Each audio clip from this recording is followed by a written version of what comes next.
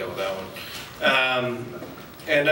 As Channing said, I've worked on transportation now for a few years, and that's the efforts that I manage at Sierra Club. It's called Transportation Choices 2020. We focus on a couple aspects of transportation reform.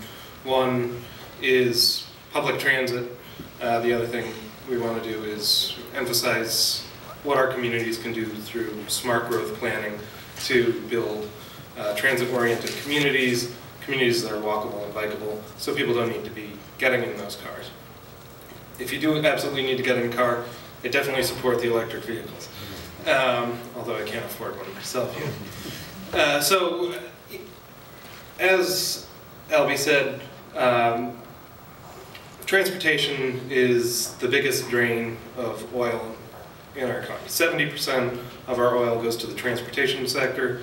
Here in Rhode Island, along with that, 45% of all our carbon emissions are coming from the transportation sector. So this is where we're going to make the impact in terms of getting off of oil and reducing our carbon emissions locally. And if you have a pen, I'm going to say a couple things that you can do right now to take action, excuse me, and start to wean us off of oil. Number one is, we need to protect public transit. So if you have a computer, find your nearest search engine, Google, whatever, put in Save RIPTA, sign that petition. There's also physical petitions out here if you have the time, put your name on them at the end of the night, because we're going to need a lot of political momentum in order to see funding reform put through. And the problem right now with public transit in Rhode Island is that we really are funding it in a backwards manner. And this also applies to the national level. Money that goes for transportation is almost entirely generated by gas tax revenues. And as people are driving more fuel-efficient vehicles, as people are driving less because of the economy, those revenues are declining. So that money goes to fund your roads and bridges, but it also goes to fund operating expenses for our transit agencies. And it's at the national level, same as at the state level. So it's something we really need to think about addressing if we want to see transportation changed and move towards more transit. And I'm really happy to have Josh here today. He's been a leader in terms of advocating for transit funding for years, and we're going to need that strong leadership going forward. To put it in perspective, right now, RIPTA, the Rhode Island Public Transportation Agency, has a $4.1 million budget deficit. And we can probably find some way to get that $4 million through labor concessions, through finding internal efficiencies like cutting down the amount of paper they use, doing things in-house, and then cutting service a little bit, which is a terrible burden on people, as well as going in the opposite direction of where we need to be. So $4.1 million, that's sort of a structural thing. Unless we change the way we're getting that funding, unless we increase the revenue stream by changing it off the gas tax or supplementing it by raising the gas tax, then we're going to continue to see about $4 million every year decline for public transit revenues.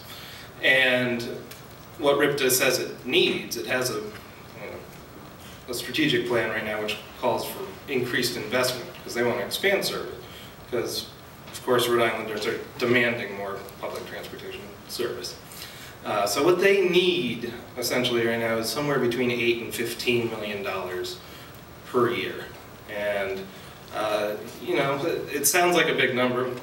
Well, I don't know, people talk about billions and trillions nowadays, so maybe that isn't such a big number. But it's a big number in Rhode Island at the State House. And you need a lot of political will to find $8 to $15 million of new revenue. In the past year, we looked at a bill that would have increased registration fees by $20 per year. And so that would have generated about $23 million per year. So if you cut that in half, say, raising registration fees by $10 per year, you get to $11.5 million right there in the middle of that $8 to $15 million. So it's it's something that's doable. $10 a year is like 3 cents a day, if you really break it down. And that's not a lot of money, something we could probably find in our couches. So, you know, if we can communicate that these ideas, you know, at the State House and tell them it's not that big a deal.